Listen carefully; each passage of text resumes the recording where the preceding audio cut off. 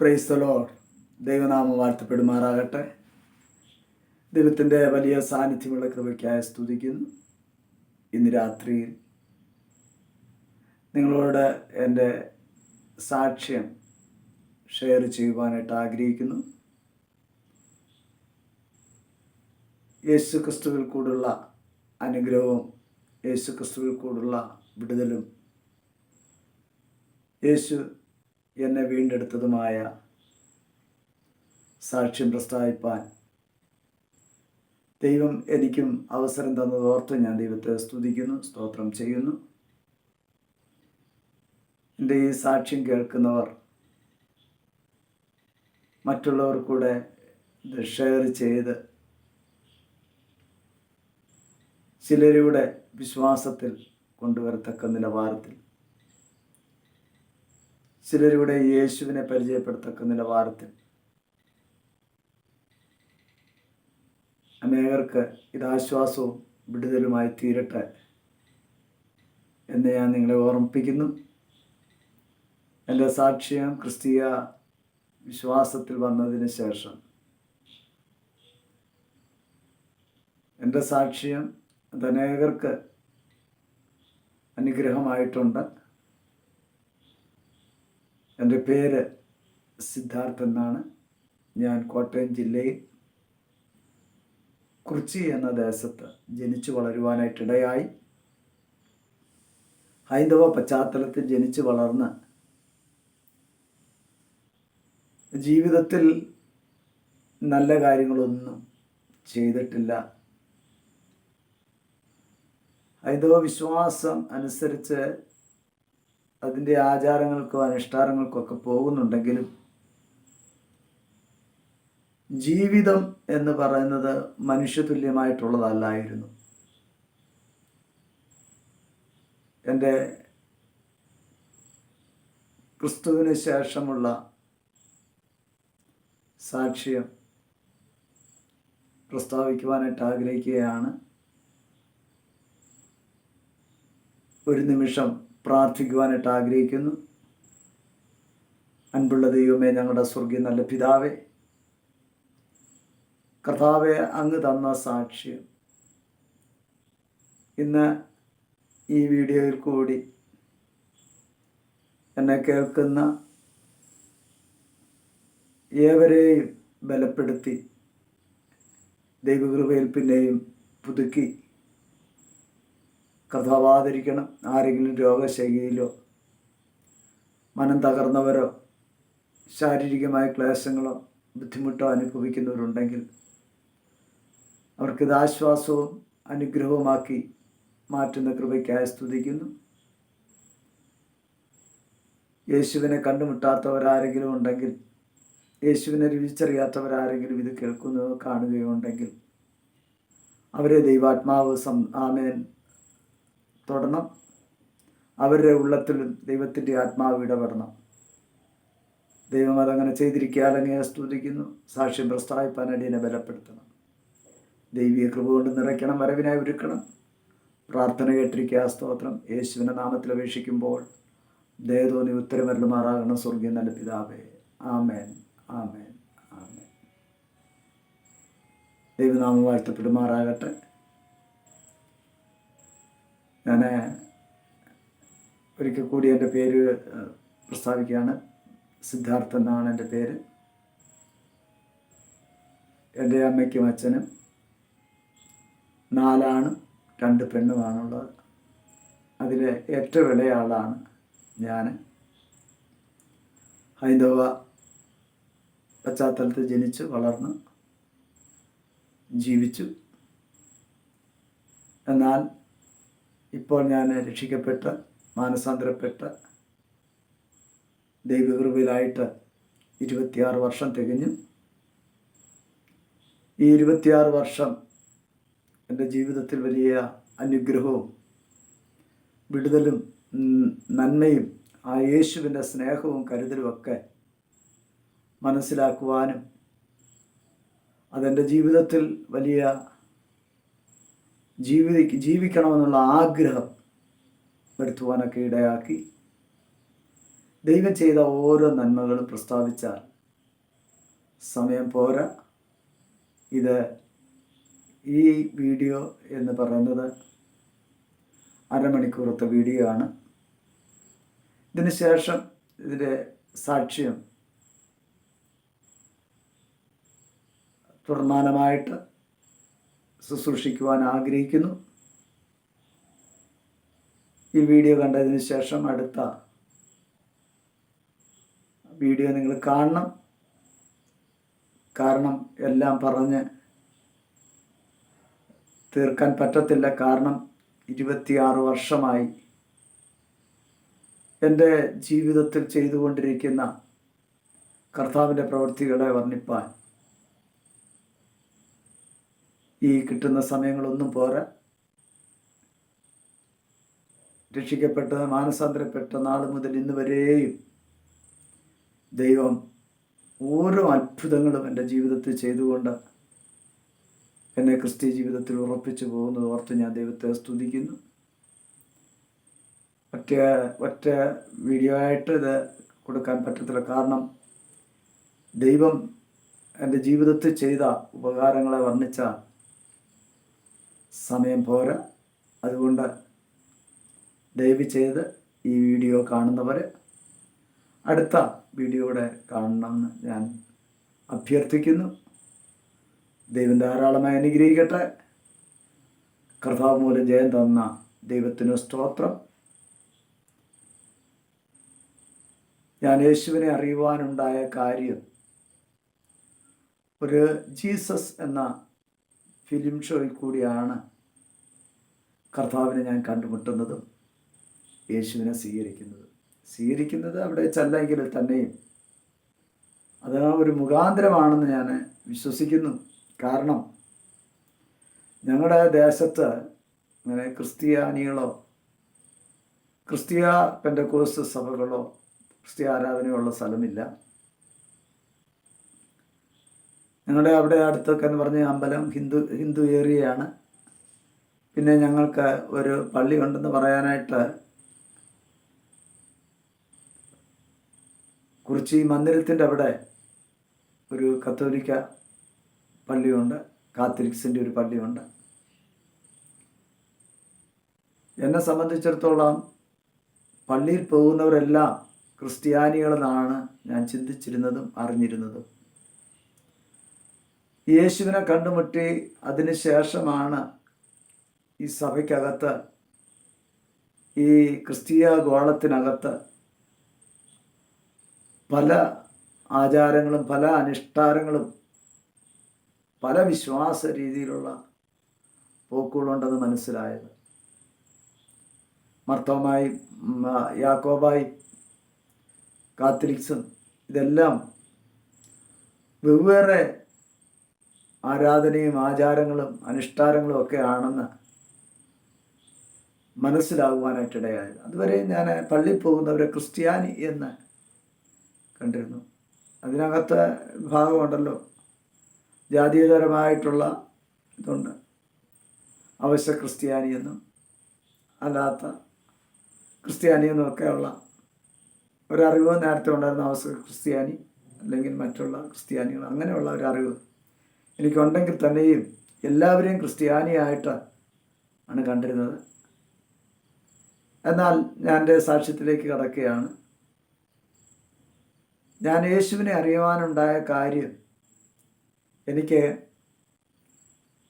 Blood cancer, ulcer, മൂത്രത്തിൽ പഴുപ്പ് എന്നിങ്ങനെ 3 രോഗത്താൽ ഞാൻ പിടിക്കപ്പെടുവാനായിട്ടിടയായി. ഞാൻ രോഗിയായി കഴിഞ്ഞപ്പോൾ തന്നെ എൻ്റെ സാമ്പത്തിക മേഖലകളെല്ലാം നഷ്ടമായി. ജോലി കാര്യങ്ങൾ, സാമ്പത്തികങ്ങൾ എല്ലാം നഷ്ടമായി. പറയട്ടെ, അങ്ങനെ ഈ 3 രോഗബാധിതനായ ഞാൻ എൻ്റെ സാമ്പത്തികം എല്ലാം നഷ്ടപ്പെട്ട് കഴിഞ്ഞപ്പോൾ അന്ന് ഫർണിച്ചറിൻ്റെ ഒരു കടകളൊക്കെ നടത്തിക്കൊണ്ടിരിക്കുന്നു, വർക്ക്ഷോപ്പൊക്കെ നടത്തിക്കൊണ്ടിരുന്നു. എൻ്റെ ജ്യേഷ്ഠനുമായിട്ട്. എന്നാൽ അതെല്ലാം പൊട്ടി, അതിൽ നിന്നെല്ലാം മാറി ഞാൻ രോഗിയായി, തടിപ്പണി ചെയ്യാൻ മേലാത്ത ഒരവസ്ഥയിൽ ഞാൻ ഇരിക്കുന്ന അനുഭവം എനിക്ക് ഭാര്യയും 2 പെൺമക്കളുമാണുള്ളത്. എൻ്റെ ഇളയ കുഞ്ഞിന് 6 മാസം പ്രായമുള്ളപ്പോഴാണ് ഞാൻ യേശുവിനെ സ്വീകരിക്കുന്നത്. ഇപ്പോൾ 26 വർഷമായി ഞാൻ കർത്താവിനെ ആരാധിച്ചു വരുന്നു. 27ാമത്തെ വർഷത്തിലേക്ക് കടക്കുന്നു. എൻ്റെ മകൾക്ക് ഇപ്പോൾ 27 വയസ്സ് ആയി. ദൈവത്തിൻ്റെ കൃപയാൽ ഇളയ മകൾക്ക് 27 വയസ്സ്. ദൈവത്തിൻ്റെ കൃപയാൽ ഞാൻ പറയട്ടെ, ഈ ക്യാൻസർ എന്ന് പറയുന്ന രോഗം വന്നിട്ട്, ബ്ലഡ് ക്യാൻസർ എന്ന രോഗം വന്നിട്ട് എൻ്റെ സാമ്പത്തികമില്ല. എൻ്റെ ഇളയ കുഞ്ഞിനെ എൻ്റെ ഭാര്യ പ്രസവിച്ചിരിക്കുന്ന സമയം സാമ്പത്തികമെല്ലാം നഷ്ടപ്പെട്ടു. എല്ലാവരും അകന്നു. രോഗിയായി കഴിഞ്ഞപ്പോൾ എല്ലാവരും അകന്നു. അങ്ങനെ ഞങ്ങളുടെ അടുത്ത് ഒരു ഹോമിയോ ഹോസ്പിറ്റലിൽ കൊണ്ടുപോയി. ആരും കൊണ്ടുപോയതല്ല, ഞാൻ തന്നെ ഹോമിയോ ഹോസ്പിറ്റലിൽ ചെന്ന് അഡ്മിറ്റായതാണ്. കാരണം സാമ്പത്തികമായിട്ടൊന്നുമില്ല. ഒരു നേരത്തെ ആഹാരത്തിന് പോലും വകയില്ല.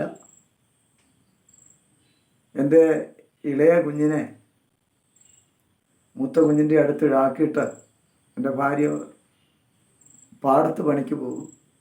അങ്ങനെ വീട്ടിലെ കാര്യങ്ങളൊക്കെ നടത്തും. ഞാൻ ആശുപത്രി കിടക്കുക. ഹോമിയോ ആശുപത്രി ഞങ്ങളുടെ വീടിൻ്റെ തൊട്ടടുത്താണ്. എന്നാൽ എൻ്റെ മാതാവിനോട് ഈ കാര്യം പറഞ്ഞപ്പോൾ മാതാവിൻ്റെ കയ്യിലൊക്കെ കാശുണ്ട്, സാമ്പത്തികമുണ്ട്. അവരൊന്ന് ജോലിക്ക് പോകുന്ന സമയമൊക്കെയാണ്, സാമ്പത്തികമായിട്ടൊക്കെ ഉണ്ട്. പക്ഷെ എൻ്റെ അമ്മ പറഞ്ഞു, അവൻ മരിച്ചിട്ട് അവൻ്റെ ശവം കാണാനേ വരത്തുള്ളൂ, അവൻ്റെ ശവം കൊണ്ടുവന്നാൽ മതി എന്ന് പറഞ്ഞ് എന്നെ തള്ളിക്കളയുവാനിടയായി. സഹോദരങ്ങളെല്ലാം കൈവിട്ടു. ആരും വിളിയോ പറച്ചിലോ ഒന്നുമില്ല, കാണാനൊന്നും വരിക പോലും ചെയ്യത്തില്ല. അങ്ങനെ ചില നാളുകൾ അവിടെ ആശുപത്രിയിൽ ഇങ്ങനെ കടന്നു. അവസാനം ശാരീരികമായിട്ടെല്ലാം അങ്ങ് തളർന്നു. നല്ല രീതിയിലൊന്നും നടക്കാൻ പോലും മേലാത്ത ഒരനുഭവത്തിലേക്ക് വരുവാനായിട്ടിടയായി. അങ്ങനെ സാമ്പത്തികമായിട്ട് അതുപോലെ തന്നെ ആഹാരമില്ലാതെ ഒക്കെ വളരെ ഭാരപ്പെടുന്ന സമയത്ത് ഹോമിയോ കോളേജിലെ ഡോക്ടർമാർ, സ്റ്റുഡൻസുകളെല്ലാം എൻ്റെ ഒരു രോഗവിവരം, ഒരു ചെറുപ്പക്കാരനാണല്ലോ, എങ്ങനെയെങ്കിലും ഒന്ന് രക്ഷിക്കാം. പക്ഷെ അവർക്കറിയാം ഇന്ന രോഗമാണ്, ആള് രക്ഷിക്കാൻ പറ്റത്തില്ല എന്നൊക്കെ അറിയാമായിരിക്കാം. പക്ഷെ അവർ എന്നോട് രാത്രി പറഞ്ഞു, എന്നോട് വൈകുന്നേരത്തെ അവർ ഡ്യൂട്ടിക്ക് വന്നപ്പോഴത്തേനും അവരെന്നോട് പറഞ്ഞു, നാളെ നിങ്ങൾ മെഡിക്കൽ കോളേജിലേക്ക് ഞങ്ങൾ വിടുകയാണ്. ഞാൻ പറഞ്ഞു, എൻ്റെ സാമ്പത്തികമൊന്നുമില്ല, എനിക്ക് സഹായിക്കാൻ ആരുമില്ല പറഞ്ഞപ്പോഴത്തേന് പിറ്റേ ദിവസം സ്റ്റുഡൻസ് എല്ലാം വന്നപ്പോൾ അവരോട് പറഞ്ഞ് തീരുമാനിച്ചു. അങ്ങനെ അവരെല്ലാവരോടും കൂടി ഒരു പിരിവിട്ട് എനിക്ക് മെഡിക്കൽ കോളേജിൽ പോകത്തക്ക നിലവാരത്തിൽ ആംബുലൻസിനുള്ള പൈസകളെല്ലാം ക്രമീകരിക്കുന്ന നിലവാരത്തിലേക്ക് വന്നു. എന്നോട് പറഞ്ഞ്, ആരെങ്കിലും ഉണ്ടെങ്കിൽ കൂട്ടിക്കൊണ്ട് വരണം, എന്നെ പോലെ നിങ്ങളെ മെഡിക്കൽ കോളേജിൽ പോകാനുള്ള സാമ്പത്തികം ഞങ്ങൾ അറേഞ്ച് ചെയ്യുന്നുണ്ട്. അപ്പോൾ പതുക്കെയാണ് ഞാൻ നടക്കുന്നത്. അപ്പം ഡോക്ടർമാർ പറഞ്ഞിട്ടുണ്ട് ഇറങ്ങി നടക്കുകയൊക്കെ ചെയ്യണമെന്ന് പറഞ്ഞിട്ടുണ്ട്. അപ്പം എനിക്ക് തന്നെ അറിയാം, എനിക്ക് കൂടുതൽ നാളില്ല എന്നുള്ളൊരു ചിന്ത എന്നെ ഭരിച്ചു. ശാരീരികമായ ഭയങ്കരമായ അസ്വസ്ഥതകൾ, ആമേൻ അസ്ഥിക്കകത്തൂടെ തണുപ്പടിക്കുക, ദേഹമെല്ലാം ചുട്ടുപൊള്ളുന്ന പോലെ വേദന, പൊള്ളുന്ന അനുഭവം, ശരീരമെല്ലാം നുറുങ്ങിയുള്ള വേദന, പറഞ്ഞറിയിക്കാൻ പറ്റാത്ത നിലവാരത്തിൽ, അൾസറിൻ്റെതായ രീതിയിൽ അത് ആഹാരം കഴിക്കാൻ പറ്റത്തില്ല, ഒരു വെള്ളം കുടിക്കാൻ പറ്റത്തില്ല, ആഹാരം കഴിക്കാൻ പറ്റത്തില്ല. ആഹാരമൊക്കെ കഴിച്ചു കഴിഞ്ഞാൽ ഭയങ്കര വയറ്റിനകത്ത് ഭയങ്കര എരിച്ചിൽ, ഭയങ്കര വേദന. വെള്ളമൊന്നും കുടിക്കാത്തില്ലാത്തതുകൊണ്ട് യൂറിൻ പാസ് ചെയ്യുമ്പോഴത്തേനും അതൊക്കെ ബ്ലഡ് പോലെ പോകുന്നത്. ബ്ലഡ് പോലെ നല്ല ബ്ലഡാണ് കൂടുതൽ പോകുന്നത്. അങ്ങനത്തെ അനുഭവം എല്ലാം ഉണ്ടായി. ഞാനിങ്ങനെ മരണത്തെപ്പറ്റി ചിന്തിക്കുവാനിടയായി. മരണത്തെപ്പറ്റി ചിന്തിച്ച് എങ്ങനെയെങ്കിലും മരിച്ചാൽ മതി എന്നുള്ള ചിന്തയിൽ ഇങ്ങനെ ഇരിക്കുമ്പോൾ ഈ ഹോമിയോ കോളേജ് ആശുപത്രിയിൽ അന്നത്തെ കാലത്ത് ചിലർ രോഗമില്ലെങ്കിലും അവിടെ വന്ന് കിടക്കും. കാരണം ബെഡുകളെല്ലാം കാലിയാകുമ്പോഴത്തേനും ഡോക്ടർമാർ തന്നെ വിളിച്ച് അവിടെ അഡ്മിറ്റ് ചെയ്യും. അങ്ങനെ പലരും അവിടെ വന്ന് സുഖവാസ കേന്ദ്രത്തിൽ കിടക്കുന്ന പോലെ കിടക്കുന്നവരുണ്ട്. അന്നൊക്കെ അങ്ങനെ ആയിരുന്നു. 97, 98 കാലഘട്ടത്തിലൊക്കെ അങ്ങനെ ആയിരുന്നു.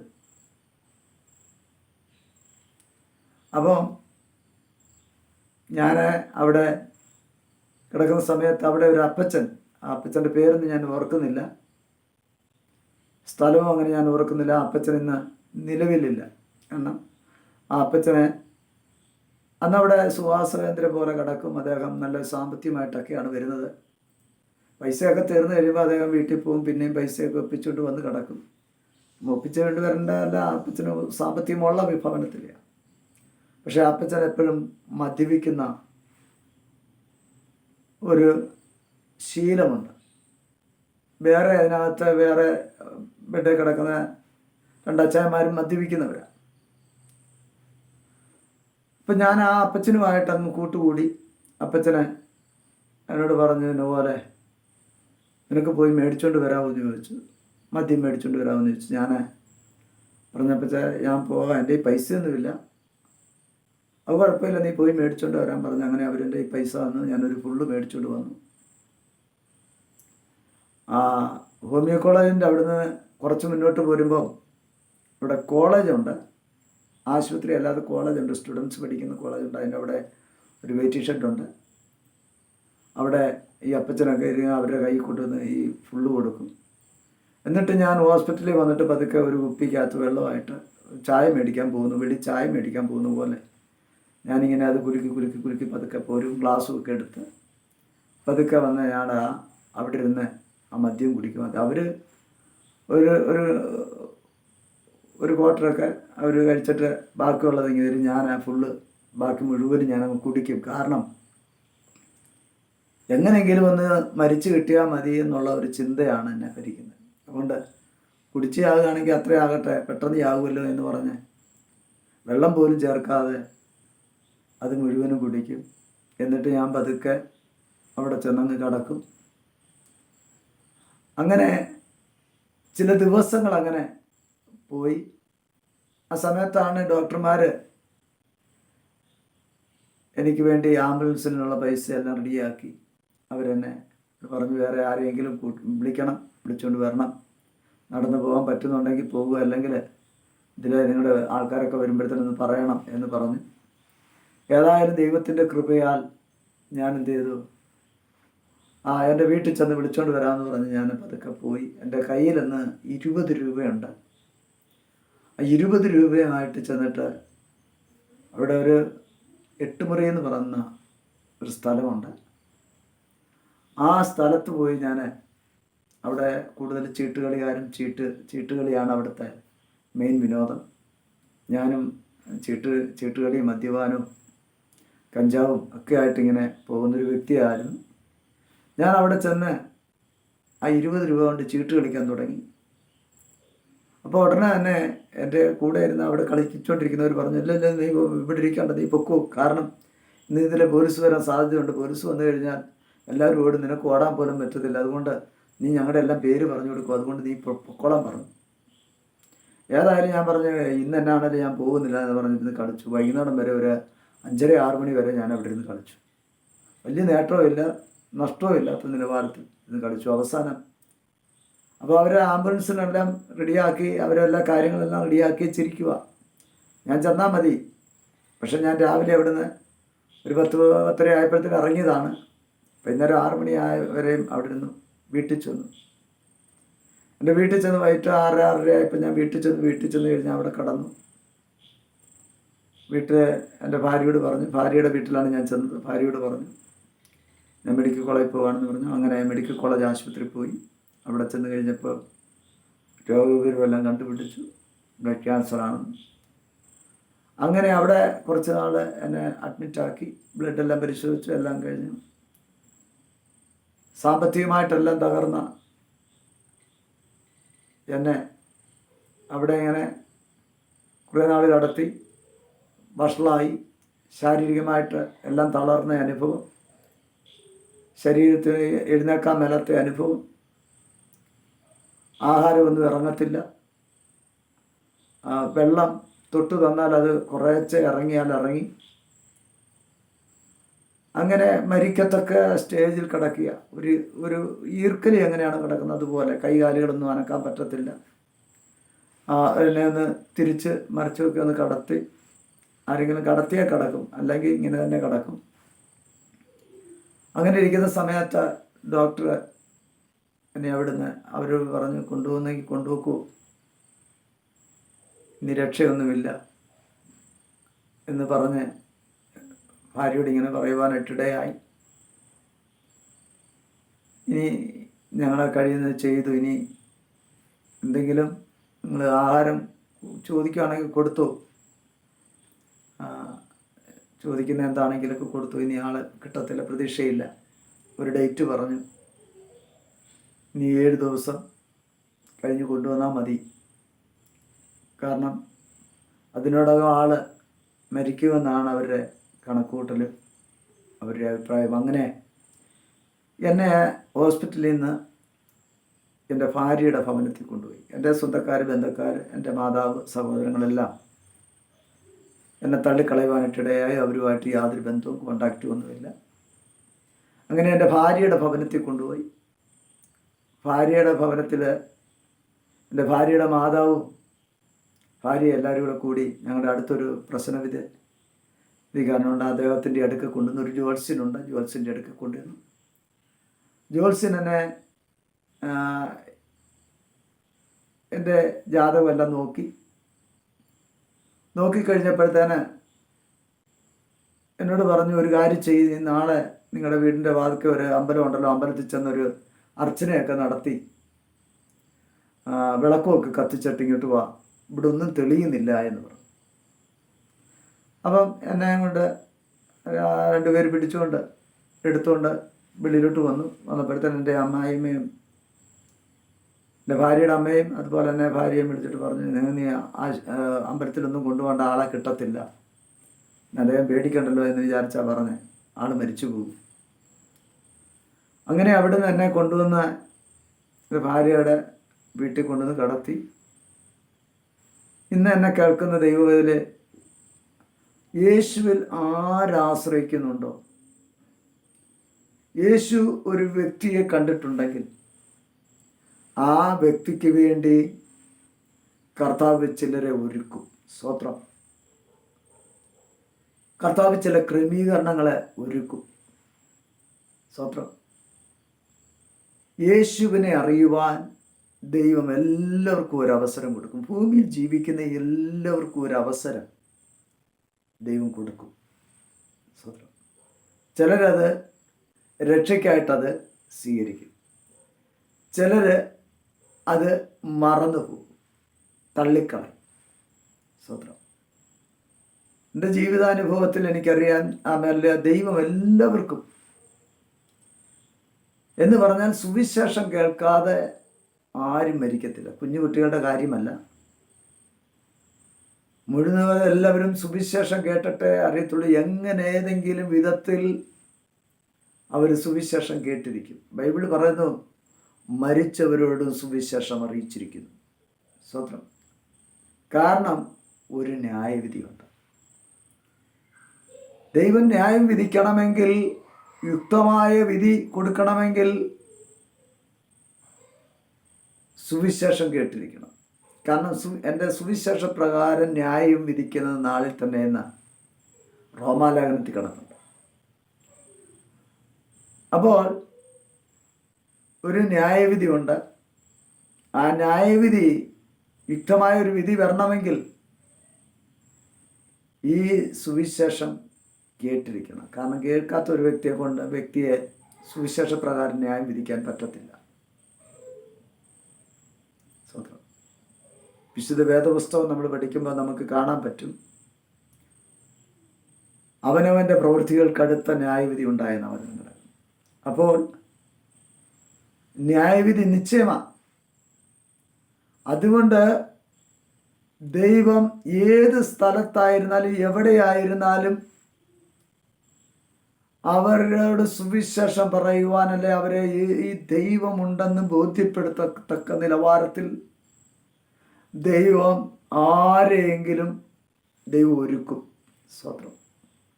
അത് ചിലപ്പം ന്യായവിധിക്കായിട്ടായിരിക്കും, ചിലപ്പം ദൈവത്തിന് വേണ്ടിയായിരിക്കും. സ്വത്രം. എന്ന് പറഞ്ഞാൽ ദൈവീയ ആമേല കർത്താവിൻ്റെ സാക്ഷ്യം പ്രസ്താവിക്കുവാനും അനേകരെ നേടുവാനും തക്കവണ്ണം ദൈവം ചിലരെ നേടും, ചിലരെ ന്യായവിധിക്കായിട്ട്. കാരണം കേട്ടിട്ടും അനുസരിക്കാത്തവരുണ്ടല്ലോ.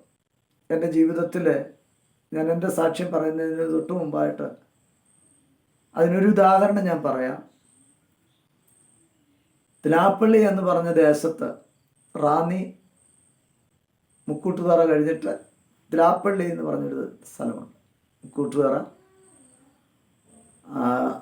ആ സ്ഥലത്ത് തിലാപ്പള്ളി എന്ന് പറഞ്ഞൊരു സ്ഥലമുണ്ട്. ആ സ്ഥലത്ത് ഞാനിതുപോലെ ഒരു ദിവസം എന്നെ ഒരു സഹോദരൻ വിളിച്ചു, ഒരു മീറ്റിങ്ങിനായിട്ട് വിളിച്ചു. ഞാൻ ഇടുക്കിയിൽ മീറ്റിങ്ങിനിരുന്ന സമയത്ത്, ഇടുക്കിയിലെ മീറ്റിംഗ് കഴിഞ്ഞിട്ട് ഇരിക്കുന്ന സമയത്താണ് എന്നെ വിളിക്കുന്നത്. ആ ബ്രദർ വിളിച്ചിട്ട് പറഞ്ഞു, പാസ്റ്ററെ ഞങ്ങളുടെ വീട് വരെ ഒന്ന് വരണം, തിലാപ്പള്ളി വരെ ഒന്ന് വരണം, എനിക്ക് പാസ്റ്ററെ ഒന്ന് കാണണം, ഇവിടെ ഒന്ന് വരണമെന്ന് പറഞ്ഞു.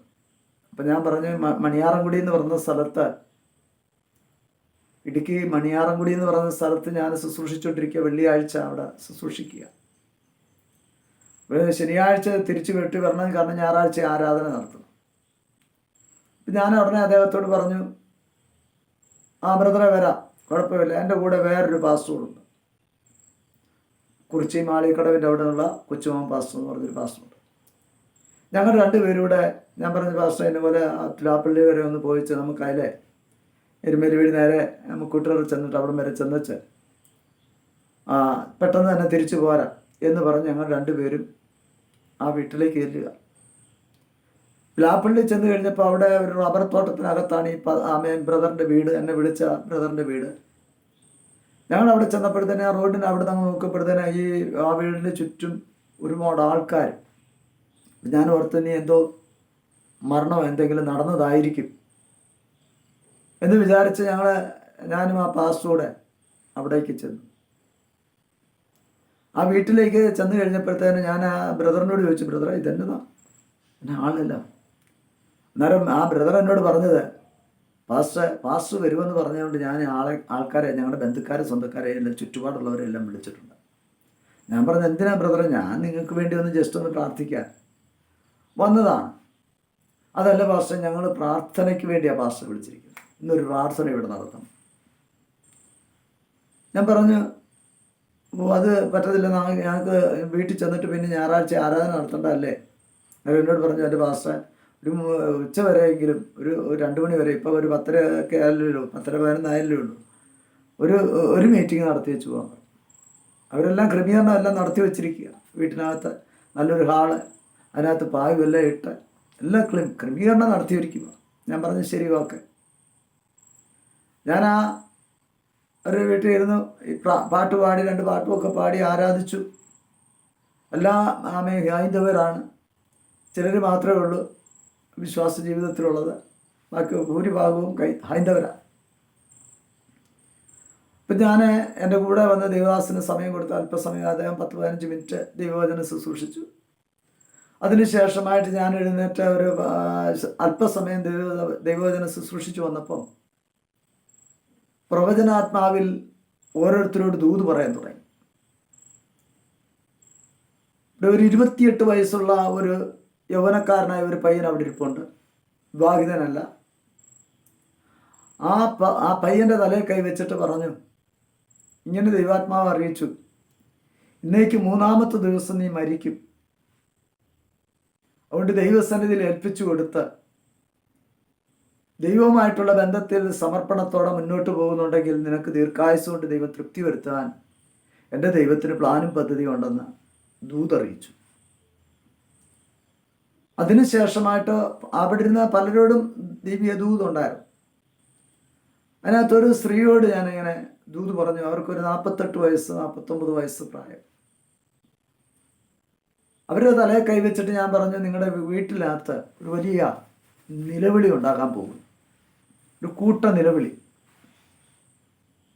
മരണത്തോടുള്ള ബന്ധത്തിൽ ഒരു കൂട്ട നിലവിളി ഉണ്ടാകും. ദൈവസന്നിധിയിൽ താഴ്ത്തി ഏൽപ്പിച്ചു കൊടുത്താൽ ദൈവം അതിനെ മാറ്റം വരുത്തുവാനായിട്ടിടയാകും. അതിനൊരു നീക്കുപോക്ക് തരുവാൻ ദൈവം ശക്തനാണെന്ന് ഞാൻ ദൂത് പറഞ്ഞ് ഇരിക്കുവാനിടയായി. ശുശ്രൂഷയെല്ലാം കഴിഞ്ഞതിന് ശേഷം ഞാൻ ഈ സ്ത്രീയെ വിളിച്ചിട്ട് പറഞ്ഞു, ദൈവസന്നിധിയിൽ ഏൽപ്പിച്ചു കൊടുക്കുക, ഇന്നുപോലൊരു വിലാപത്തിൻ്റെ അനുഭവം കാണിക്കുന്നുണ്ട്. അപ്പോൾ ആ സ്ത്രീ എന്നോട് ഇങ്ങനെയാണ് പറഞ്ഞത്, എൻ്റെ പാസ്റ്റർ, ഞങ്ങൾക്ക് ഇതൊന്നും വിശ്വാസമല്ല. പിന്നെ എൻ്റെ സഹോദരനാണ് ഈ ജയൻ എന്ന് പറയുന്ന ആൾ, പാസ്റ്ററെ വിളിച്ച ബ്രദർ, എൻ്റെ സഹോദരനാണ്. എൻ്റെ സഹോദരൻ ഇങ്ങനെ പറഞ്ഞു, ഒരു പാസ്റ്റർ വരുന്നുണ്ട്, അതുകൊണ്ട് വരാൻ പറഞ്ഞു. അങ്ങനെ നിങ്ങളോടുള്ള ആലോചന അറിയിക്കുമെന്ന് പറഞ്ഞു. അതുകൊണ്ടാണ് ഞാൻ വന്നത്. ഞാൻ വന്നതിൻ്റെ കാര്യം, ഞങ്ങളുടെ വീട്ടിൽ മരിക്കത്തക്ക പ്രായമുള്ളവരാരും ഇല്ല, വയസ്സ് ചെന്നവരാരും ഇല്ല. അവർ വിചാരിച്ചിരിക്കുന്നത് പ്രായം ചെന്നവർ അല്ല രോഗിയായിട്ടിരിക്കുന്നവർ ഒക്കെ മരിക്കുമെന്ന് അവരുടെ ചിന്ത. നമ്മളും അങ്ങനെ പലപ്പോഴും ചിന്തിക്കുന്നു. അപ്പോൾ അവരെന്നോട് ഇങ്ങനെ പറഞ്ഞു, ഞങ്ങളുടെ വീട്ടിലാരും രോഗികളായിട്ടുള്ളവരോ പ്രായം ചെന്നവരോ ഇല്ല. എനിക്ക് 48 വയസ്സ് കഴിഞ്ഞതേ ഉള്ളൂ. 49 വയസ്സിലേക്ക് പോവുക. എൻ്റെ ഭർത്താവ് മരിച്ചുപോയി, നേരത്തെ മരിച്ചുപോയി. പിന്നെ എനിക്കൊരു മാളുണ്ട്. ആ മാളെ കല്യാണം കഴിച്ചു വിട്ടു. അവൾക്ക് ഏതാണ്ട് 32 വയസ്സുണ്ട്. അവളെ കല്യാണം കഴിച്ചു വിട്ടു. അവളും ഭർത്താവും കുഞ്ഞുങ്ങളുമായിട്ട് അവർ സുഖമായിട്ട് ജീവിക്കുന്നു. പിന്നെ ഉള്ളത് എൻ്റെ ഒരു മകന് 28 വയസ്സ് കഴിഞ്ഞു. അവന് വിവാഹം അങ്ങോട്ട് നടക്കുന്നില്ല. അതുകൊണ്ട് അവൻ്റെ വിവാഹം നടക്കുമോ ഇല്ലയോ എന്നറിയാനായിട്ടാണ് ഞാൻ വന്നത്. ഞാൻ ചോദിച്ചു, പയ്യനെന്തിയെന്ന് ചോദിച്ചു. പയ്യൻ എവിടാണെന്ന് ചോദിച്ചു. അപ്പോൾ അവരവിടെ നിന്ന് ചൂണ്ടിക്കാണിച്ചു. ഞാൻ തലേ കൈവച്ച്, ഇന്നേക്ക് 3-ാമത്തെ ദിവസം നീ മരിക്കുമെന്ന് പറഞ്ഞ ആ പയ്യന. ഞാൻ ഉടനെ പറഞ്ഞു, ആ പയ്യനോട് പറഞ്ഞു, ദൂത് ഇതാണ്, 3-ാമത്തെ ദിവസം മരിക്കുമെന്നാണ് പറഞ്ഞത്. അതുകൊണ്ട് നിങ്ങളുടെ ഭവനത്തിൽ ആ മരണം നടക്കും. അതുകൊണ്ട് ദൈവസന്നിധി മുട്ടുമടക്കുക, പ്രാർത്ഥിക്കാൻ പറഞ്ഞു. അന്നേരം അവർ പറഞ്ഞു, ഞങ്ങൾക്ക് ഇതിനോടൊന്നും വിശ്വാസമില്ല, ഞങ്ങൾ ശിവാനന്ദാശ്രമത്തിൽ പോകുന്നവരാണ്, ഞങ്ങൾക്ക് ഇതിനോടൊന്നും വിശ്വാസമില്ല, അതുകൊണ്ട് ബ്രദർ വിളിച്ചുകൊണ്ട് ചുമ്മാ വന്നതേ ഉള്ളൂ, ഞങ്ങൾ സമർപ്പിക്കത്തില്ലെന്ന് പറഞ്ഞു. സമർപ്പിക്കണമെങ്കിൽ അവരോട് യേശുവിനെ പറ്റി ശരിയായ നിലവാരത്തിൽ പറയണം. നമ്മൾ അല്പനേരം അതിനെ ശുശ്രൂഷിച്ച് പോകുന്നതല്ലേ. അപ്പോൾ ഞാൻ പറഞ്ഞു, ഒരു കാര്യം ചെയ്യും, നിങ്ങൾക്ക് മനസ്സില്ലെങ്കിൽ വേണ്ട, ഓക്കെ, ഞാൻ നിർബന്ധിക്കുന്നില്ല എന്ന്. അപ്പം ഞങ്ങൾ റോഡിൽ കൊണ്ടുവന്നിട്ട് ബസ് കയറ്റി വിടണം. അപ്പം ആ വീട്ടിൽ എന്നെ വിളിച്ച സഹോദരൻ, ഈ പയ്യൻ ഓട്ടോറിക്ഷ ഓടിക്കുന്നതാണ്. ഈ പയ്യനോട് പറഞ്ഞാൽ പാസ്റ്റർ കൊണ്ടുപോയി ആ പാസ്റ്റർമാരെ അവിടെ കൊണ്ടുപോയി ബസ് കയറ്റിയിട്ട് വിട്ടച്ചു, എനിക്കിവിടെ ശാലം പരിപാടി ഉണ്ടെന്ന്. അങ്ങനെ ഇത് ദൈവത്തിൻ്റെ പദ്ധതിയാണ്.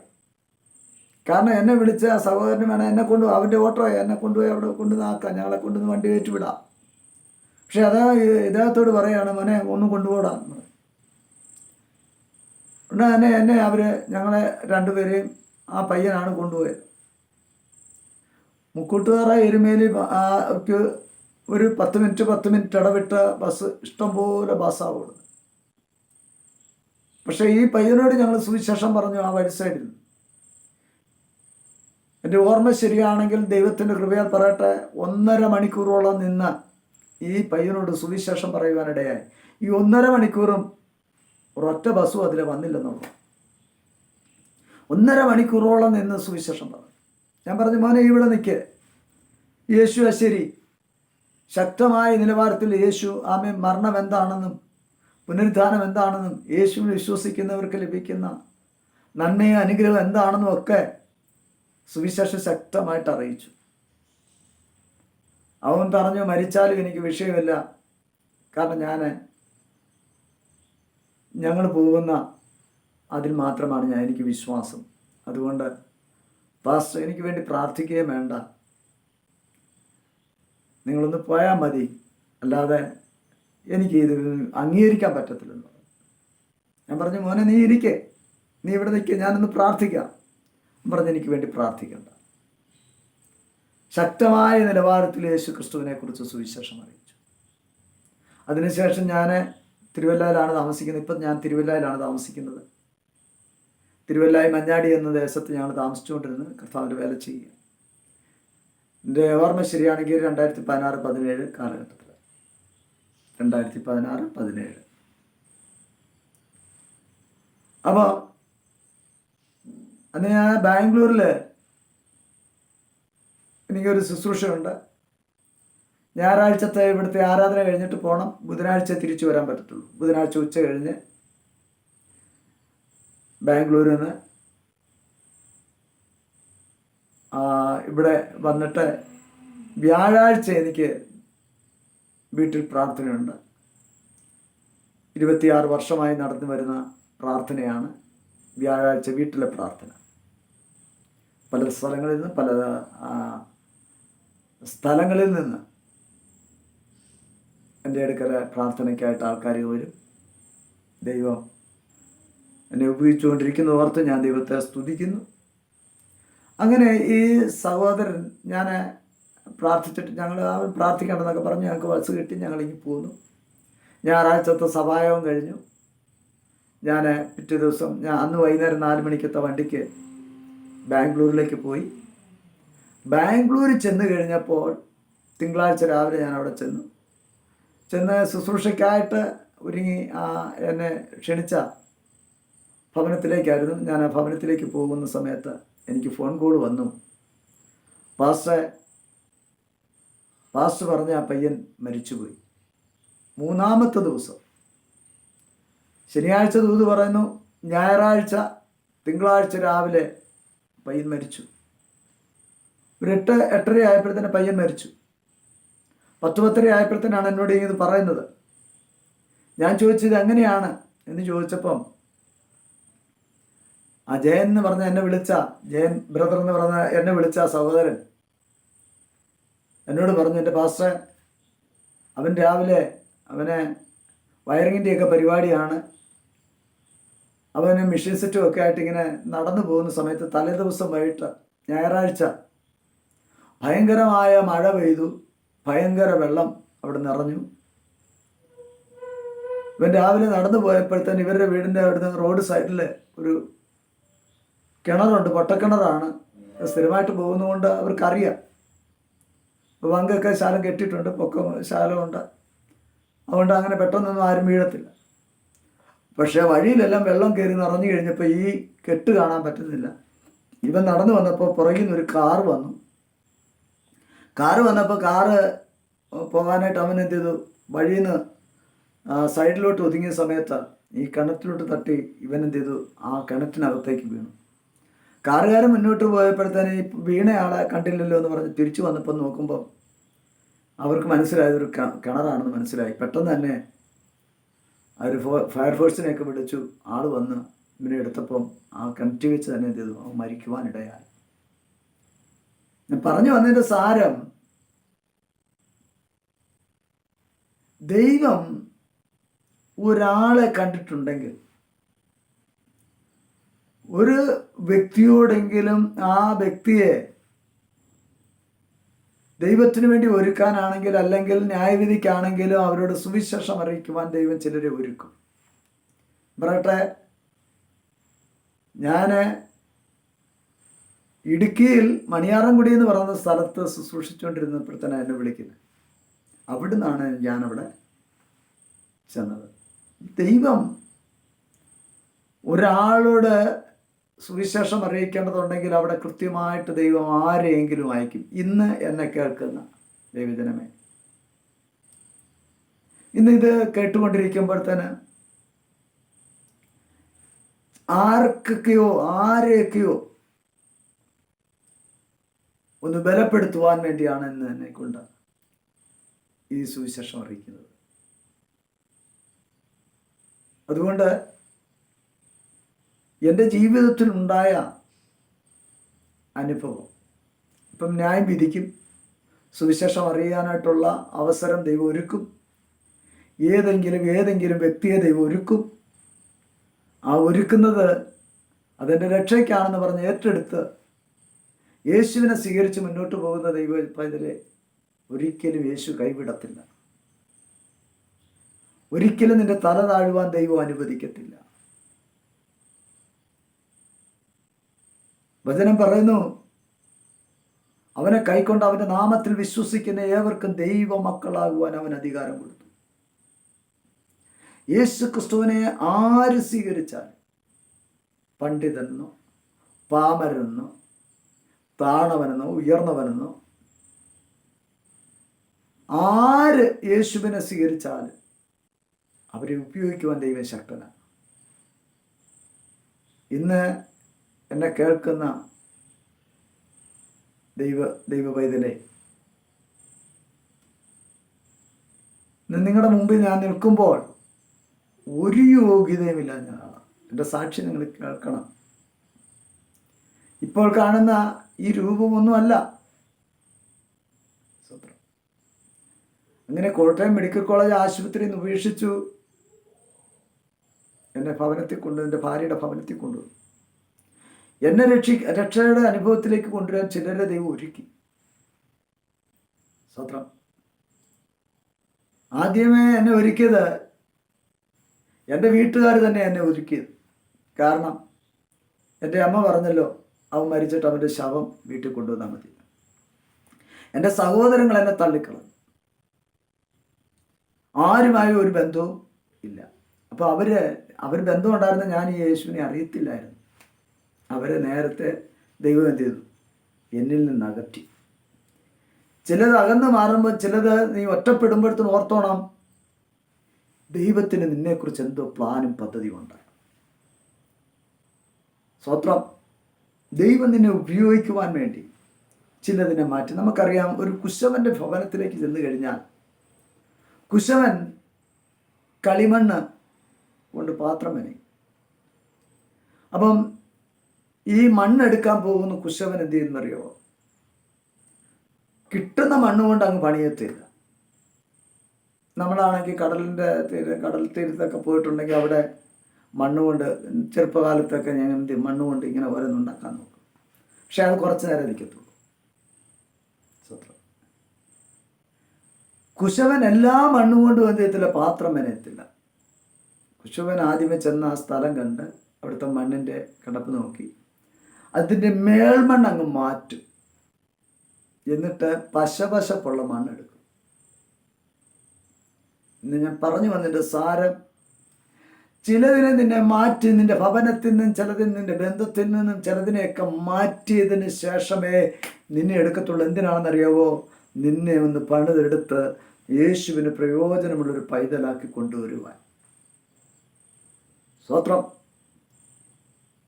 എന്നെ രക്ഷയുടെ അനുഭവത്തിലേക്ക് കൊണ്ടുവരാൻ കാരണം എൻ്റെ ഭവനക്കാരെല്ലാം തള്ളിക്കളഞ്ഞു. സാമ്പത്തികമായിട്ടെല്ലാം തകർച്ച, എല്ലാവരാലും തള്ളപ്പെട്ടവനായി, രോഗിയായി, എഴുന്നേറ്റൊന്ന് ഇരിക്കാൻ പോലും മേലാത്ത അനുഭവമായി. ആ സമയത്ത് രണ്ടാമത് ചെയ്തത് എൻ്റെ ഭവനത്തിലുള്ളവരെ മാറ്റി. രണ്ടാമത് എനിക്ക് വേണ്ടി എൻ്റെ രക്ഷയുടെ അനുഭവത്തിലേക്ക് വരുവാനായിട്ട് ഉപയോഗിച്ചത് എൻ്റെ ഭാര്യയുടെ അമ്മയാണ്.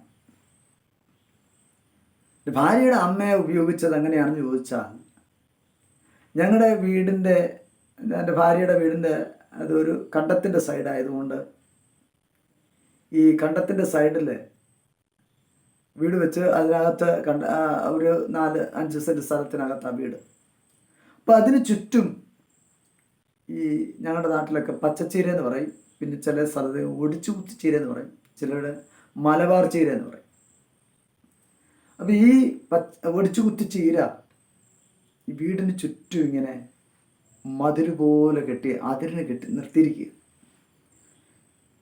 ഇവിടെ നിൽക്കുന്നവർക്ക് അപ്പുറയും കാണാൻ പറ്റത്തില്ല, അപ്പുറത്ത് നിൽക്കുന്നവർക്ക് ഇപ്പുറത്ത് നിൽക്കുന്ന ആളെയും കാണത്തില്ല. അതുപോലെ മതിൽ പോലെ സമായ രീതിയിൽ കെട്ടി നിർത്തിയിരിക്കുക. 4 ചുറ്റും. വഴി സൈഡ് ഞങ്ങളുടെ വാതിൽ ഒഴികെ ബാക്കിയെല്ലാം അടച്ചു കെട്ടിയിരിക്കും. സൈഡ് ഒരു കോളനി. ചുറ്റുപാടും ഒത്തിരി വീടുണ്ട്. ഞങ്ങളുടെ വീട് കഴിഞ്ഞാൽ പിന്നെ പൊതുസ്ഥലമാണ്.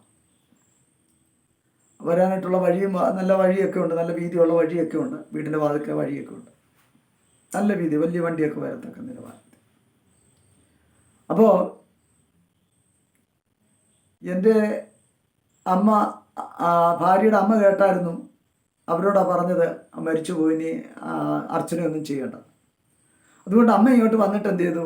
ആദ്യമേ ചെയ്തത് ഈ ചീര, ആൾക്കാർക്കൊക്കെ മരണമായി കഴിഞ്ഞാൽ ആൾക്കാരൊക്കെ വന്ന ചീരയെല്ലാം ചവിട്ടി പിടിച്ചൊക്കെ കളയാതിരിക്കാൻ വേണ്ടി അമ്മ അത് വെട്ടി എൻ്റെ കാലിൻ്റെ മുട്ടിൻ്റെ, ഒരാൾ നിന്ന് കഴിഞ്ഞാൽ ഒരു കാലിൻ്റെ മുട്ടിൻ്റെ ഭാഗം വരെയുള്ള ആ നിലവാരത്തിൽ എന്ത് ചെയ്തു? ഒരേ ലെവലിൽ ഈ ചീര വെട്ടി നിർത്തി, മണ്ടെല്ലാം കളഞ്ഞു. അപ്പം ഇപ്പുറത്ത് നിൽക്കുന്ന നടന്നു പോകാനായിട്ടൊക്കെ ഉള്ള സൗകര്യത്തിൽ നല്ല നിലവാരത്തിൽ അത് വെട്ടിക്കളഞ്ഞു. അതിൻ്റെ പിറ്റേ ദിവസം, മൂന്നാമത്തെ ദിവസം, രണ്ടാമത്തെ ദിവസമാണ് ഈ ചീരയെല്ലാം വെട്ടി എല്ലാം മുറ്റമെല്ലാം ക്ലിയർ ആക്കി. കാരണം ഏത് സമയത്ത് മരിക്കും, പന്തലിടണം, ആൾക്കാരൊക്കെ കോളനി ആയതുകൊണ്ട് ഇതിലെല്ലാം വന്ന് കയറും. അപ്പോൾ അതുകൊണ്ട് അതിൻ്റേതായ ക്രമീകരണങ്ങളെല്ലാം ചെയ്യും. വൈകുന്നേരം 3 മണിയായപ്പോൾ, മൂന്നാമത്തെ ദിവസം 3 മണിയായപ്പോൾ നമ്മുടെ വീടിൻ്റെ വാതിൽക്കൽ കൂടെ ഒക്കെ ആൾക്കാരിങ്ങനെ ഓടിപ്പോകുന്നു. അപ്പം ഞാൻ ഓർത്തു ഇനി ആരെങ്കിലും മരിച്ചതായിരിക്കും, കോളനിയല്ലേ മരിച്ചതായിരിക്കും എന്ന് വിചാരിച്ച് എൻ്റെ ഭാര്യയോട് ചോദിച്ചു, എന്താണ് അവിടെ ഈ ആൾക്കാരെല്ലാം ഓടുന്നത്? അവൾ പറഞ്ഞു നോക്കട്ടെ പറഞ്ഞിട്ട് ചെന്ന് നോക്കിയപ്പം ഒരു ഫിലിം ഷോ നടക്കുക. ഞങ്ങളുടെ വീടിൻ്റെ തൊട്ടപ്പുറത്ത്, അതായത് വടക്ക് വശത്ത് പൊതുസ്ഥലമാണ്. ഇപ്പം പൊതുസ്ഥലത്തോട്ടാണ് ആൾക്കാർ പോകുന്നത്. അപ്പം ഞാൻ ചോദിച്ചു, എന്നാ ഫിലിം ഷോ? നേരത്തെ പറഞ്ഞു ജീസസ് ആണെന്ന് പറഞ്ഞു. ഞാൻ പറഞ്ഞു എനിക്ക് കാണാൻ എന്തെങ്കിലും മാർഗമുണ്ടോ? അന്നേരം പറഞ്ഞു നോക്കട്ടെ എന്നിങ്ങനെ പറഞ്ഞിട്ട് ഇരുന്നു. അപ്പം ഈ പൊതുസ്ഥലത്ത് ഏതെങ്കിലും സ്ഥലത്ത് വെച്ച് നടത്തുകയാണെങ്കിൽ എനിക്ക് കാണാൻ പറ്റത്തില്ല. കാരണം എനിക്ക് എഴുന്നേറ്റിരിക്കാൻ പറ്റത്തില്ല, കടക്കാൻ മാത്രമേ പറ്റത്തുള്ളൂ, ചെരിയാനോ തിരിയാനോ ഒന്നും പറ്റത്തില്ല. ആ അനുഭവത്തിൽ ഞാൻ കിടക്കുകയും. പക്ഷേ ദൈവം ചെയ്ത ഉപകാരം എന്താണെന്ന് വെച്ചാൽ, ആ ഫിലിം ഷോ നടത്തുവാൻ വന്നയാൾ അതിൻ്റെ ക്രമീകരണം നടത്തിയിരിക്കുന്നത് ഞങ്ങളുടെ വീടിൻ്റെ അടുക്കളയിലോട്ട് തിരിച്ച് ഈ സ്ക്രീൻ വെച്ചിരിക്കുക. സ്വത്രം. വേറെ ഒത്തിരി സ്ഥലമുണ്ട്, ആ പൊതുസ്ഥലത്ത് ഒരുപാട് സ്ഥലമുണ്ട്. പക്ഷെ അതെല്ലാം മാറ്റിയിട്ട് അദ്ദേഹം ഒരു പൊക്കമുള്ള ഒരു പുരയിടത്തിൽ, ഒരു വീടിൻ്റെ പുറകിൽ പുരയിടത്തിൽ ഈ സ്ക്രീൻ വെച്ചിട്ട് നേരെ പൊതുസ്ഥലത്തോട്ടല്ല വെച്ചിരിക്കുന്നത്, ഞങ്ങളുടെ വീടിൻ്റെ അടുക്കളയിലോട്ട് വെച്ചിരിക്കുക. ദൈവത്തിന് തെറ്റ് പറ്റത്തില്ല. സ്തോത്രം. നിങ്ങൾ വിശ്വസിച്ചാലും ഇല്ലെങ്കിലും ശരി, ദൈവത്തിന് തെറ്റ് പറ്റത്തില്ല. ദൈവം ഒരാളെ കണ്ടിട്ടുണ്ടെങ്കിൽ അവരെ നേടുവാൻ വേണ്ടി ദൈവം ചില കാര്യങ്ങളൊക്കെ ഒരുക്കും. സ്തോത്രം.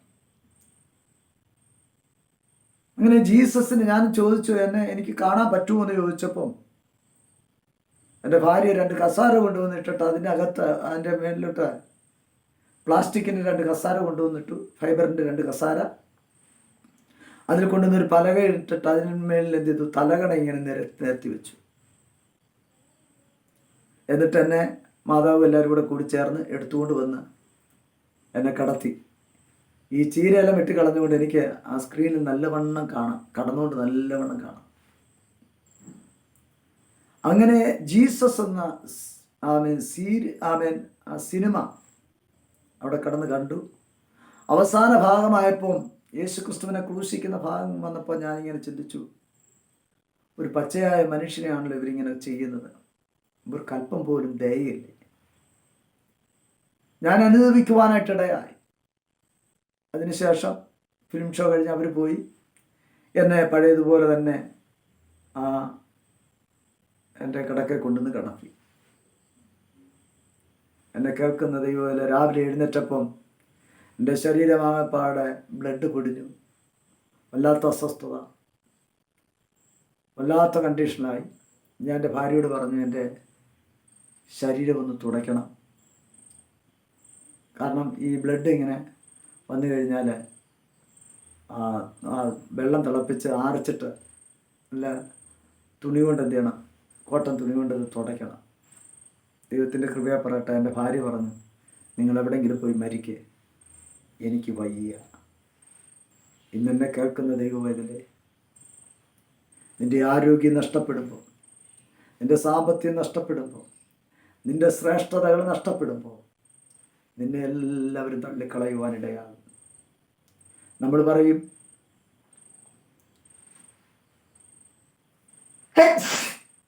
നമ്മൾ കുഞ്ഞുങ്ങളെ സ്നേഹിക്കുന്നുണ്ട്, നമ്മളെല്ലാവരും സ്നേഹിക്കുന്നുണ്ട്.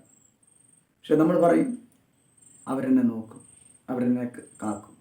ഇനി ഞാൻ പറയട്ടെ, നിന്നെ സ്നേഹിക്കുന്നവർ അവർ മാറിപ്പോവും. നീ സ്നേഹിക്കുന്ന വ്യക്തികൾ മാറിപ്പോവും. ഒരു പാത്രത്തിൽ ആഹാരം കഴിക്കുന്നുണ്ട് വ്യക്തിയുമായിട്ടാണെങ്കിൽ നിന്റെ ആരോഗ്യം ക്ഷയിക്കുമ്പോൾ, നിന്നെ കൊള്ളരുതാത്ത നിലവാരത്തിലായി കഴിയുമ്പോൾ, സാമ്പത്തികം നഷ്ടപ്പെടുമ്പോൾ, ശ്രേഷ്ഠതകൾ നഷ്ടപ്പെടുമ്പോൾ നിന്നെ തള്ളിക്കളയുവാനിടയാകും. എന്നോട് ഒരുപാട് പേര് വന്ന് പറഞ്ഞിട്ടുണ്ട്, കർത്താവ്, അവരുടെ മാതാപിതാക്കളൊക്കെ രോഗം വന്ന് കിടക്കുമ്പോൾ, മാതാവിനൊക്കെ രോഗം വന്ന് കിടക്കുമ്പോൾ ചിലരെന്നോട് വന്ന് പറയുന്നത് ഇങ്ങനെ, എൻ്റെ പാസ്റ്ററെ, അമ്മച്ചി മരിക്കാൻ പ്രാർത്ഥിക്കണം, അമ്മച്ചി മരിക്കാൻ പ്രാർത്ഥിക്കണം. കാരണം എന്താണെന്നറിയോ, എൻ്റെ ഭർത്താവിൻ്റെ കാര്യങ്ങളൊക്കെ നോക്കണം, മക്കളുടെ കാര്യങ്ങളൊക്കെ നോക്കണം, അവരെ സ്കൂളിൽ വിടണം, പിന്നെ കന്നുകാലികളുണ്ട് അതിനെല്ലാം നോക്കണം, പിന്നെ അമ്മയെ പോയി അവിടെ നോക്കാനായിട്ടുള്ള അവസരം എനിക്കില്ല, അമ്മയെ നോക്കാൻ എനിക്ക് സമയം കിട്ടത്തില്ല. അമ്മ കണ്ട മഹാനം നിറയിക്കുക. ഒന്ന് പ്രാർത്ഥിക്കണം. എന്നെ കേൾക്കുന്ന ദൈവം, നമ്മുടേതായ കാര്യങ്ങൾ, നമ്മുടേതായ ബിസിയിലാണ് നിൽക്കുന്നത്. സ്വത്രം, നമ്മൾ വലിയ ബിസിയിലാണ്, പക്ഷെ നമുക്ക് നാളെ ആ അനുഭവം ഉണ്ടാകാം. സ്വത്രം. എന്നോട് പലരും വന്ന് പറയും, പാസ്റ്ററെ പ്രാർത്ഥിക്കണേ, ഇങ്ങനെ കഷ്ടപ്പെടുത്താതെ അമ്മ മരിച്ചാൽ മതി. വേറൊരാൾക്ക് വേണ്ടി ഞാൻ പ്രാർത്ഥിക്കാൻ ചെന്നപ്പോൾ അദ്ദേഹം തന്നെ മക്കളെ എല്ലാം പഠിപ്പിച്ച് അമ്മയെല്ലാം ഇംഗ്ലണ്ടിലൊക്കെ വിട്ടു. മകൻ ഒരാൾ ഇംഗ്ലണ്ടിലാണ്. വസ്തുവകളെല്ലാം മേടിച്ചിട്ടു, ഇഷ്ടംപോലെ കെട്ടിടങ്ങൾ, ഇഷ്ടംപോലെ സ്ഥലങ്ങളെല്ലാം മേടിച്ചിട്ടു, മക്കൾക്ക് വേണ്ടതെല്ലാം മേടിച്ചിട്ടു. ഏറ്റവും ഇളയ മകനോട് ഭയങ്കര സ്നേഹം, അവന് വേണ്ടതെല്ലാം വേറെ കുറേയൊക്കെ മേടിച്ചിട്ടു, ഇഷ്ടംപോലെ കാശ്. അപ്പം എൻ്റെ തൊണ്ടേ ക്യാൻസർ വന്നു. ക്യാൻസർ വന്നു കഴിഞ്ഞപ്പം ആ മോനെ ഒന്ന് കാണണമെന്ന് ആഗ്രഹിച്ചു. മോനെ ഫോണിൽ വിളിച്ചു, ഭാര്യയോട് വിളിക്കാൻ പറഞ്ഞു വിളിച്ചു. ഇവിടെ നിന്നെ അച്ഛന് കാണണമെന്ന് പറഞ്ഞു. ഉടനെ അമ്മയോട് പറഞ്ഞു, അമ്മേ എനിക്കിപ്പോൾ ലീവ് കിട്ടത്തില്ല, പിന്നെ വിശേഷം ഉണ്ടായി അറിയിക്കണമെന്ന് പറഞ്ഞു. എന്താ വിശേഷം? മരിച്ചാൽ വന്ന് അറിയിക്കണം, എന്നാലും ലീവ് കിട്ടും. സ്വത്രം. ഇന്ന് എന്നെ കേൾക്കുന്ന ദൈവവേലേ, ദൈവത്തെക്കാൾ ഉപരിയായിട്ട് ആര് ആമയല്ല മാതാപിതാക്കളെ, സഹോദരങ്ങളെയോ മക്കളെയോ സ്നേഹിച്ചാൽ അതെല്ലാം നമുക്ക് നഷ്ടമാകും. നമ്മുടെ രോഗശൈലിയിൽ ഇവരാരും കാണത്തില്ല. ഒരു ബെഡ് കിടക്കുമ്പോൾ അടുത്ത് കിടക്കുന്ന ആളെ ഒന്ന് തോണ്ടി വിളിക്കാൻ പോലും പറ്റത്തില്ല. എന്നാൽ യേശുവുമായിട്ടുള്ള ആ ബന്ധത്തിലാണെങ്കിൽ നിന്റെ മരണത്തിലും കർത്താവ് കൂടെയിരിക്കും. അതുകൊണ്ട് ഇപ്പോൾ ഞാൻ സമയം ഒരുപാട് കടന്നു പോയതുകൊണ്ട്, നീണ്ട ഒരു സാക്ഷ്യമായതുകൊണ്ട് ഞാൻ ചുരുക്കുകയാണ്. അടുത്ത വീഡിയോ നിങ്ങൾ കാണണം. എന്നെ കർത്താവ് വിടുവിച്ച വിടുതലും കർത്താവ് എന്നെ കൂടെ ചെയ്തതും ആയ കാര്യങ്ങൾ നിങ്ങളുമായി ഷെയർ ചെയ്യുവാൻ ആഗ്രഹിക്കുന്നു. ഇത് മറ്റുള്ളവർ കൂടെ ഷെയർ ചെയ്യണം. നിങ്ങളെ ദൈവം ധാരാളമായി അനുഗ്രഹിക്കട്ടെ. എൻ്റെ ഭാര്യ എന്നെ തള്ളിക്കളയുവാനായിട്ടിടയായി. നിങ്ങളെവിടെയെങ്കിലും പോയി മരിച്ചു, ഒന്ന് എഴുന്നേൽക്കാൻ പോലും മാർഗമില്ലാതെ, ഒന്ന് എഴുന്നേറ്റ് ഒന്ന് സ്വന്തമായിട്ടിരിക്കാൻ പറ്റാത്ത സമയത്ത് കൂടെ നിൽക്കേണ്ടവരും മാറിപ്പോയി.